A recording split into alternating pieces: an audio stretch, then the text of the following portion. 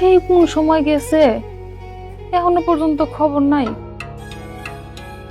আমার বোনের কি কোনো সমস্যা হইল বুঝতে পারতাছি না। কইলাম যে আমি যাই, দিল না আমার যাইতে। আচ্ছা দুলা ভাই, সেই যে আপনার বিয়ের সময় আসছিলাম আমি, এই রাস্তা যেমন ভাঙা ছিল এখনো সেমন ভাঙে গেছে। আপনারা কি এই রাস্তাটা ঠিক করতে পারেন না?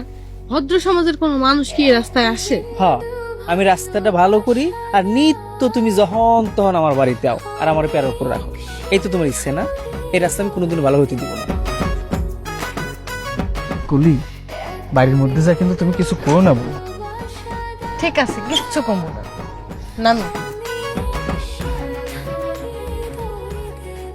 তোর ভাড়া কত? 40 টাকা। 40টা? ভাই এখানে 100 টাকা আছে। আর শোন, তুই যা দেখছিস মনে কর ভুলে গেছিস। আচ্ছা ঠিক আছে। বাইরে কারো কাছে কিছু করিস না, এখানে আমার মান সম্মান জড়িত ভাই।